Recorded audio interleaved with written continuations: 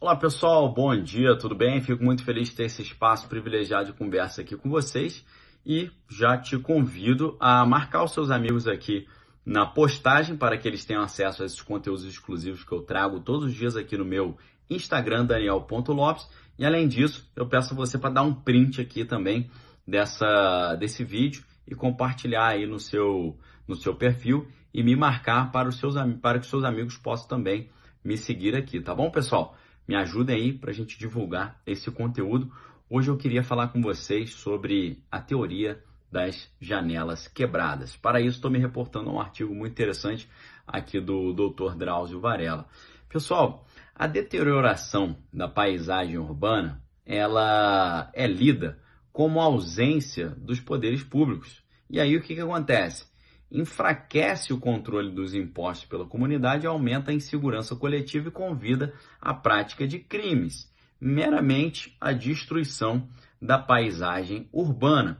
Essa tese das janelas quebradas, ela foi defendida pela primeira vez em 1982, um ano muito interessante, foi o ano que eu nasci, 1982 pelos americanos James Wilson e George Kelly, e recebeu o nome, como eu disse para vocês, teoria das janelas quebradas. Segundo essa teoria, a presença do lixo nas ruas e do grafite sujo nas paredes e das janelas quebradas, do visual da cidade poluída, destruída, deteriorada, isso provoca mais desordem, induz ao vandalismo e aos pequenos crimes. Com base nessas ideias, a cidade de Nova York iniciou, nos anos 90, uma campanha para remover os grafites do metrô, que resultou numa diminuição dos crimes realizados nesses locais. O sucesso dessa iniciativa serviu de base para a política de tolerância zero que foi colocada em prática logo em seguida. E aí acabou por resolver o problema da criminalidade em Nova York. Medidas muito parecidas foram adotadas em diversas cidades dos Estados Unidos, além de Inglaterra, Holanda, Indonésia e também da África do Sul. Mas, apesar da popularidade, essa teoria gerou algumas controvérsias nos meios acadêmicos, por falta de dados empíricos. Aí um grupo de holandeses da Universidade de Groningen publicou um estudo na revista Science que esclarece os pontos obscuros dessa teoria. O primeiro experimento foi muito interessante. Ele foi conduzido no estacionamento para bicicletas, numa área de compras da cidade de Groningen. Para simular ordem, os pesquisadores limparam a área e colocaram um aviso bem visível de que era proibido grafitar. Para a desordem, eles picharam as paredes da mesma área, apesar do aviso para não fazer. Ou seja, tinha um aviso, não piche aqui, não faça grafite, e mesmo assim a parede estava toda grafitada e pichada. A grafitagem contava apenas de rabiscos mal feitos para evitar confusão com arte, tá? Não era um grafite artístico, era um grafite caótico, eram rabiscos, era uma pichação, uma sujeira mesmo. Em ambas as situações, eles penduraram um panfleto inútil nos guardiões das bicicletas, de modo que precisasse ser retirado pelo ciclista antes de partir. E além disso, não tinha lixeira no local. Na situação com ordem, sem grafite, 77% dos ciclistas levavam o panfleto embora. Nos locais do caos, onde estava tudo bagunçado e sujo, apenas 31% dos ciclistas levavam panfleto. Os demais jogavam panfleto direto no chão. Ou seja, mostrando que quando o ambiente já está caótico, você é incentivado a torná-lo mais desordeiro ainda. Uma segunda experiência foi realizada no estacionamento de um supermercado.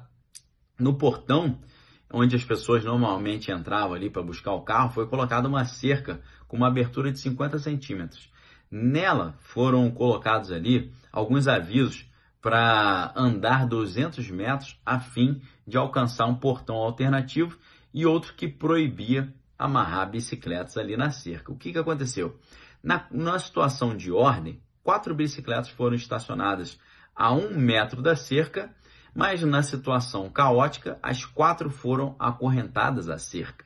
Ou seja, o caos foi instaurado. Na situação de ordem, 27% das pessoas entraram no portão proibido. Na situação de desordem, 82% entravam no lugar proibido. Eles fizeram um terceiro estudo também conduzido no estacionamento de supermercado. E eles colocaram aviso para você devolver o carrinho de compras num determinado lugar depois de descarregar as compras no seu carro. Ao mesmo tempo, foram pendurados lá panfletos na parte externa do para-brisa. Panfleto assim com assunto que não tinha nada a ver. Para simular uma situação de ordem, nenhum carrinho era deixado à vista ali solto. Na situação da desordem, 4 carrinhos ficavam ali no meio do caminho. Ou seja, conclusão, quando havia um cenário ordenado, 30% dos motoristas jogavam panfleto no chão. Só que, no caso da desordem, 58% das pessoas jogavam o panfleto no chão. Teve ainda um quarto estudo. Esse quarto estudo se baseou numa lei holandesa que proíbe fogos de artifício nas semanas que antecedem o Ano Novo, que é uma contravenção punida com uma multa de 60 euros. E aí, o cenário foi um abrigo de bicicleta junto a uma estação de trem. O mesmo panfleto dos experimentos anteriores foi pendurado no guidão das bicicletas. A situação de caos, de desordem, foi feita com os fogos de artifício sendo liberados no momento em que o ciclista chegava para tirar a bicicleta. E na situação de ordem, era silêncio.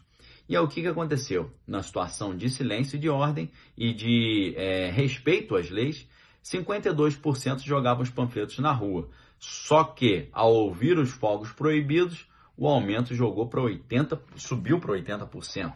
Ou seja, na situação que falava proibido fogo de artifício, eles ouviam os fogos de artifício, qual era o raciocínio? Não tem ninguém tomando conta desse troço, vou jogar o panfleto no chão. Agora, na situação que estava tudo bonitinho, as pessoas não jogavam o panfleto. E aí o que acontece? Teve ainda um estudo 5 e 6.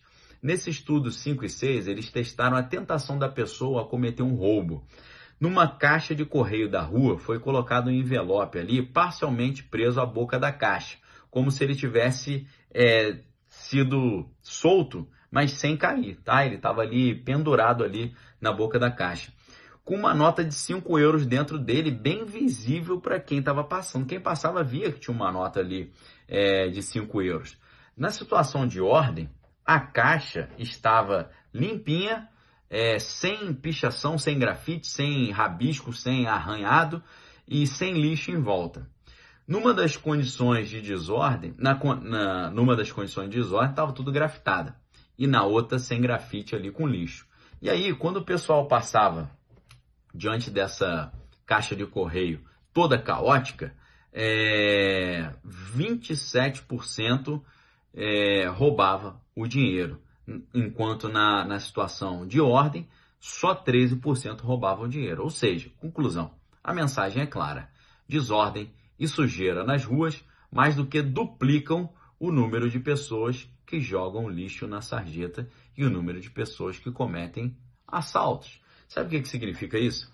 Significa que um versículo bíblico ancestral, muito antigo, ele é real. A Bíblia nos ensina que um abismo chama outro abismo. Isso significa, sabe o quê? Significa que uma situação de caos, ela chama outra situação de caos. Então, quando a sua vida financeira está caótica, a tendência é ela ficar mais caótica ainda. Quando a sua vida sentimental está caótica, a tendência é ela ficar mais destruída ainda. Quando o seu relacionamento com as pessoas está destruído e o ambiente é um ambiente de palavrão, de desrespeito, a tendência é isso ficar mais desrespeitoso ainda. E quando você, como pessoa, se veste mal, não se cuida, não está bem apresentável, as pessoas não vão te respeitar. Quando você é desrespeitado, quando você não é valorizado, você tem que pensar, será que eu mesmo estou me valorizando? Será que eu estou mostrando que eu tenho valor? Porque quando você se apresenta em caos, em desordem, sem valor, largado, bagunçado, significa que nem você mesmo está se respeitando. Como você, que não respeita a si mesmo, quer que os outros te respeitem?